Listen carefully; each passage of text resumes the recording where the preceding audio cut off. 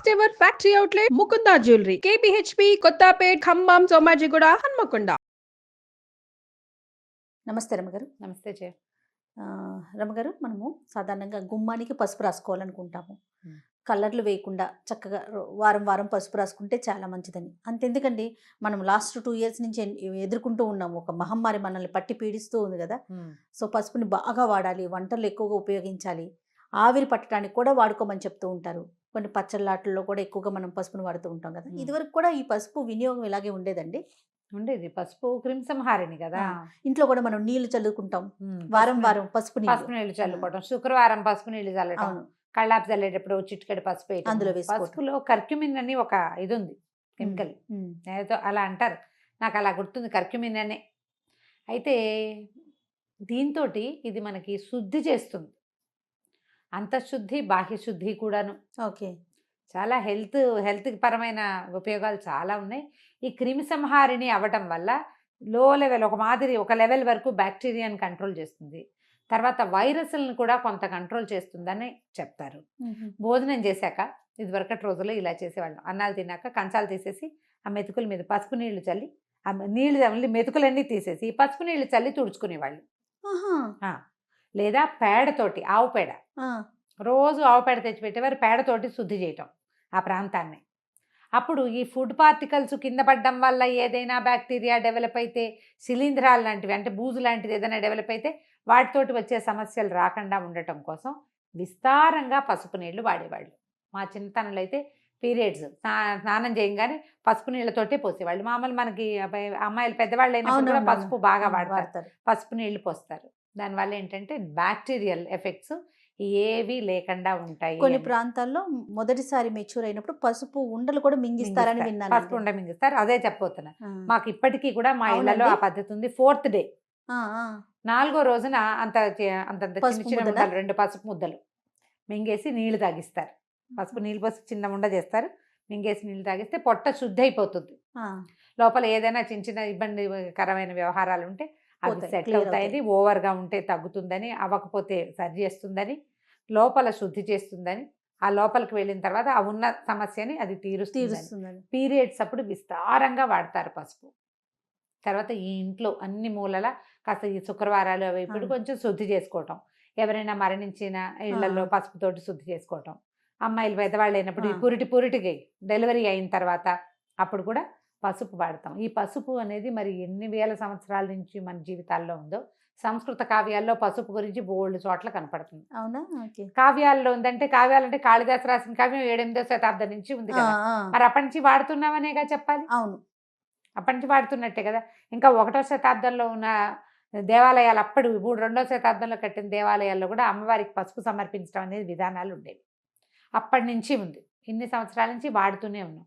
దాంట్లో ఉన్న ఔషధ గుణం మనం తెలుసుకున్నాక ఆయుర్వేద శాస్త్రరీత్యా వైద్యానికి చాలా ఉపయోగపడుతుంది. కాబట్టి పసుపుని మన రెగ్యులర్ వంటల్లో, ఇళ్ళు వాకిళ్ళు శుభ్రం చేసుకోవటాల్లో, బట్టలు శుభ్రం చేసుకోవటానికి, శరీరం శుభ్రం చేసుకునేటప్పుడు నలుగులోకి కొంచెం పసుపు వేసుకోవటం, ఇవి అలవాటు చేసేసారు. ఇది పైగా మనకి పసుపు పవిత్రమైన దినుసుల్లో ఒకటి. అవును, అమ్మవారికి పసుపు కుంకుమ సమర్పిస్తాం. పసుపు స్త్రీలకి అత్యంత అవసరమైనది. ఇది వరకు నీళ్లలో తిరిగేవాళ్ళు, బాగా తడిలో తిరిగి పని చేయాల్సి వచ్చేది, నీళ్లు తెచ్చుకునేవాళ్ళు, కాళ్ళు పాడైపోతుండేవి. ఎప్పుడు పసుపు రాసుకోవటం, వాకిళ్ళకి రోజు వాకిలి గుమ్మానికి పసుపు రాసి బొట్టెట్టి ముగ్గేసి బొట్టు పెట్టడం, పాదాలకు పసుపు రాసుకోవటం, ఒక చిటికెడు పసుపు ముఖానికి రాసుకోవటం ఎవ్రీడే. ఆ తర్వాత ఇప్పుడు మనం ఈ డూష్లు అవి చాలా వచ్చినాయి కదా, వాష్లు అంటే మా ప్రైవేట్ పార్ట్స్ వాష్ చేయాలి, అది పసుపుతోటి వాష్ చేయించేవాళ్ళు ఇది వరకు, పసుపు నీళ్లతోటి. మనకు చాలా కనపడుతున్నాయి అడ్వర్టైజ్మెంట్స్ కూడా. మనం దీన్ని వాడుకోవచ్చు పసుపుని. అయితే ఈ పసుపుని కొని ప్యాకెట్లలో ఉన్నది కాకుండా మనం పసుపు కొమ్ములు తెచ్చుకుని చక్కగా కొట్టి 2 దెబ్బలు కొట్టేస్తే పగులుతాయి. మంచిగా ఎండబెడితే బాగా చక్కటి మంచి రంగున్న పసుపు వస్తుంది. అప్పుడు పసుపుని పట్టించేసుకోవడం, మిక్సీ చేసుకోవచ్చు. మంచి మిక్సీ, ప్రీతి లాంటివి కాస్త బాగా వచ్చేస్తుంది. అవును, బాగా చక్కగా వస్త్రకాళితం చేయటమో, లేదా జల్లెడ పట్టడమో, 100 నెంబర్ జల్లెడ తెచ్చుకున్నామంటే చక్కగా జల్లెడ పట్టేసేసి పసుపు వాడుకోవచ్చు. మనం సొంతంగా పట్టించుకున్నది పట్టినది అయితే హాయిగా లోపలికి తీసేసుకోవచ్చు ధైర్యంగా. అవును, ఆహారంలో వాడుకోవచ్చు, తిరగమాతల్లో తాలింపుల్లో వేస్తాం కదా, పసుపు ఎప్పుడు నూనెలో వేస్తే మంచిది అని చెప్తారు. కూరల్లో పైన చల్లుతాం కదా, కూరల్లో వేస్తాము, చారులో వేస్తాము, పులుసులు వేస్తాం, పులిహారల్లో వేసుకుంటాము. చాలా తాలింపులు, పసుపు లేని తాలింపులే ఉండవు మనకి. అవును ఒక చిటికెడు పసుపు తప్పకుండా వేస్తాం. దానివల్ల ఏంటంటే అలా అందులో ఉన్న కర్క్యూమిన్ వల్ల ఇంత అంతర్గతంగా లోపల ఉన్న పేగులు అవి శుభ్రపడతాయని. ఆహారం శుద్ధి అవుతుందన్న పాయింట్ ఒకటైతే ఓకే. మనకి ఆరోగ్యానికి మంచిది కాబట్టి దీన్ని వాడుతూ ఉంటాం. ఒకవేళ మనకి గుమ్మానికి పసుపు రంగు ఉన్నప్పటికీ కనీసం శుక్రవారాలైనా వాకిలి గుమ్మాల దగ్గర శుభ్రంగా కాస్త పసుపు రాసి కనుక బొట్టు పెడితే బయట నుంచి చెప్పుల ద్వారా వచ్చేటువంటి బ్యాక్టీరియాని మనం కొంత నిరోధించగలుగుతాం. పసుపు కొమ్ములు వాడుకోవటం, పసుపు కొమ్మరది తమిళనాడు సాంప్రదాయం నీకు తెలిసిందేగా. పసుపు అరగదీసి పసుపు అరగదీసి పూసుకుంటారు, విపరీతంగా పసుపు రాసుకుంటారు. వాళ్ళని పసుపుగా ఉంటాయి ఎక్కువ భాగం. సూత్రాల తాళ్ళు కూడా పసుపుగా ఉంటాయి. ఈ స్నానాలు చేసేటప్పుడు శుక్రవారం తలంట్లు పోసుకునే వాళ్ళు, శనివారాలు తలంటి పోసుకునే వాళ్ళు ఉంటారు కదా, సున్నిపిండిలో తప్పకుండా పసుపుని వేసుకుంటే శరీరం మీద మచ్చలు అవి తగ్గిపోతాయి. హెయిర్ గ్రోత్ తగ్గుతుంది అంటారు కానీ ఏమో అదంతా బాగా అనిపించదు నాకు. కానీ కొంచెం కలర్ చక్కగా ఉంటుంది, శరీరపు రంగు బాగుంటుంది. అంతంత పసుపు వేసుకుంటే ఎల్లో కలర్ వస్తుంది. ఒక చిటికెడు పసుపుని కూడా యాడ్ చేసుకుంటే కనుక పసుపు చాలా విధాలుగా ఉపయోగపడుతుంది. రమ్మగారు ఏ వయసు వారు తీసుకోవచ్చు అంటారు పసుపు? ఉండలు ఈ పిల్లలు పెద్ద మనిషి అయిన వయసు అప్పటి నుంచి కూడా చూసుకోవాలి. మనకి అతివేడి చేస్తుంది కొంతమందికి, యూరిన్ బర్నింగ్ లాంటివి వస్తాయి. అలాంటివి ఏమీ లేకపోతే పొట్టలో ఏదైనా ఇబ్బంది ఉందేనే అనిపిస్తే కనుక అప్పుడు తప్పకుండా వేయచ్చు. మెనోపాజ్ స్టేజ్లో కూడా వేసుకోవచ్చు. మనకి పీరియడ్కి సంబంధించినవి, గర్భాశయానికి సంబంధించిన వ్యాధులు ఏ ఉన్నా సరే మంచి పసుపు ఇంట్లో పట్టుకున్నది 2 కుంకుడు గింజలంత ఉండలు, 2 ఉండలు పీరియడ్ వచ్చిన 4th డే స్నానం చేసేస్తారు. పసుపు రాసుకుని స్నానం చేయటం, 2 ఉండలు పొద్దున్నే ఇచ్చేస్తే చాలా బాగా ఉపయోగపడుతుంది. పరగడుపుని తీసుకోవటం, పరగడుపుని వేసేసుకోవటం ఏంది, పిల్లలకి అది అలవాటు చేసేయాలి జయ. పిల్లలకి ఎలా తింటారు, ఎలా మింగుతారు, గొంతు కంఠం పడుతుంది, అడగకూడదు అట్లా. టాబ్లెట్లు మింగరు, అంతే అలాగే అలవాటు చేయాలి. చేస్తే పొట్ట కూడా బాగుపడుతుంది కదా. అదైనా తర్వాత ఇంకొకటి, పసుపుతో నేను రెగ్యులర్గా చేసే 2 రెమెడీలు చెప్తా. అలర్జీ కాఫ్ వస్తుంది కొంతమంది, గట్టిగా ఏదో దుమ్ముకి దగ్గు వస్తూ ఉంటుంది, పొద్దున్న లేవగానే చిక్కి చిక్కు చిక్కు చిక్కు తుమ్ముతూనే ఉంటారు.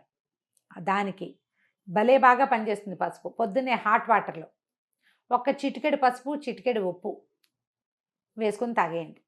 ఓకే, చాలా బాగా తగ్గుతుంది. నిద్ర లేవగానే ఆయాసం వచ్చినట్టు ఉండేది నాకు, అలా అనాల్సి వచ్చేది. ఊపిరి ఆడట్లేదు అనిపిస్తుండేది. ఏదో ఆ పొద్దుటి పూట తెలిమంచుకి దుమ్ము ఎలర్జీ అనమాట. ఎంత బాగా పనిచేస్తుందంటే అది 3-4 రోజుల్లో సగం ఎలర్జీలు తగ్గిపోతాయి. ఈ చలి రోజుల్లో ఎక్కువ వచ్చేది. ఈ పసుపు ఉప్పు గనక రెగ్యులర్గా తీసుకుంటే చాలా బాగా. చిటికే నేను చెప్తున్నది, 1/2 స్పూను ఎంత అని అడగండి. ఒక కప్పు నీళ్లు, కప్పు మామూలు టీ కప్పు ఉంటుందా, కప్పు వేడి నీళ్లు, దాంట్లో ఇంతే. ఇట్లా చిటికా అంటే ఎంత, ఇంతే కదా, ఇదే కదా చిటికా. ఇట్లా 2 వేలతో తీయండి, ఎంత వస్తుంది అది వేసేయండి, అంతే. ఉప్పు వేయండి. దాని రుచి కోసం వాటి కోసం ఆలోచించద్దు, కేవలం ఆరోగ్యాన్ని గురించి ఆలోచించండి. ఇందులో నిమ్మరసం వేసుకోవచ్చా, తేనె వేసుకోవచ్చా ప్రశ్న లేదు. దీని రెమెడీ ఇంతే. నిజంగా కాఫీ పొడితో చేతులతో ఇంకోండి అని చెప్తే టీ పొడి వాడచ్చా అని అడుగుతారు. అలా అడుగుతున్నారని ఈ మాట చెప్తున్నా. వేరే ఏ యాడిషన్స్ చెయ్యొద్దు. వేడి నీళ్ళల్లో ఇది వేసుకొని ఉప్పు పసుపు ఎంత బాగా పనిచేస్తుందో. అయితే మన దగ్గర మనం హల్దీ వాళ్ళ దూదు తాగే విధానం లేదు, మనం వాడం దాన్ని. అవునవును, ఈ నార్త్ ఇండియన్స్ బాగా వాడతారు. ఏమైనా దెబ్బలు తగిలితే పాలల్లో పసుపు వేసుకుని తీసుకోవటం. మనం అంత విరివిగా పసుపు తీసుకునే విధానం లేదు. ఈ అలర్జీస్ కూడా మనకి అలర్జీ ఉన్న నాళ్ళు వేసుకోవటం, తగ్గిపోతే మానేయాలి. ఈ పీరియడ్ సమస్యలు కూడా సమస్య ఉన్న వాళ్ళే వేసుకోవాలి. ప్రతి నెల మనకు అవసరం ఉన్నా లేకపోయినా వేసుకోకూడదు. అవసరం ఉంటేనే. సమస్య బాగా ఇబ్బంది పడుతుంటే మనం సాధారణంగా ఒక 5 days డిశ్చార్జ్ నార్మలు, చిన్న పొన్న క్లాటింగ్ నార్మలు, ఓ పూట కొంచెం కడుపులో నొప్పి రావటం నార్మలే. ఇది కాకుండా ఇక ఎక్సెసివ్ బ్లీడింగ్ కానీ, లేకపోతే అస్సలు లేకపోవటం కానీ, విపరీతమైన క్లాటింగ్ కానీ, తల్లకిందులైపోవటం కానీ, ఇలా జరిగి మనం పని చేయలేకపోవటం కానీ, అవి సమస్యలు. వాటికి ఎట్లాగో మనం డాక్టర్ని చూస్తాం, గైనకాలజిస్ట్కి వెళ్తారు. ఇవి ఎప్పుడు ఉండేవే ఎందుకు అనుకుంటే ఇది ట్రై చేసి చూడండి. ఇలా కనుక చేస్తే సరిపోద్ది. పసుపుని ఇంకో రకంగా పుళ్ళు, దెబ్బలు తగిలితే చిన్న కట్స్, వూమ్స్, కత్తిగాట్లు, వాటన్నిటికి చాకులతోటి కోసుకుంటూ ఉంటాం. చక్కగా పసుపు పెట్టేసేయటం. ఈ వేళ్ల దగ్గర ఇక్కడంతా పాడైపోతుంది, కాళ్ళకి పసుపు రాసుకోవటం. అలాగే ఈ చేతి వేళ్ల దగ్గర ఈ పార్ట్లో అప్పుడప్పుడు మనకి వర్షాకాలం వస్తుంటాయి. అవును. ఇక్కడ కూడా కొంచెం పసుపు కొబ్బరి నూనె రంగరించి రాత్రిపూట కనుక గోళ్ళ చుట్టూతా ఇలా పెట్టేసుకుంటే దుప్పట్లు కొంచెం తెల్ల దుప్పట్లు కాకుండా చూసుకోండి. కాసేపటికి ఎండుతుంది, కొద్దిగా డ్రైగా అవుతుంది. అలా ఉంచుకోండి, తొందరగా మానుబెట్టిపోతాయి. పాదాలకి పసుపు రాసుకోవటం ఒకటి మంచి హ్యాబిట్. శుభ్రంగా ఉంటాయి, గోళ్ళు అవి పాడు కాకుండా ఉంటుంది. ఇక వెనకాలన్న ఫంగస్ అవి ఏమి చేరకుండా నానిపోవటం వల్ల వచ్చే సమస్య రాకుండా ఉంటుంది. పాతకాలం పద్ధతులన్నీ కూడా మన ఆరోగ్యానికి మేలు చేకూర్చేవి. అవును. అందులో పిచ్చితనము, తెలివి తక్కువతనము, వెనకబాటుతనము ఏం లేదు. ఉమ్. అన్నీ ముందుకి తీసుకెళ్లేవేమన్నీ. Yes. అవి సరిగ్గా అర్థం చేసుకుని ఆచరించాలంతే. తప్పకుండా అండి. నమస్తే. నమస్తే.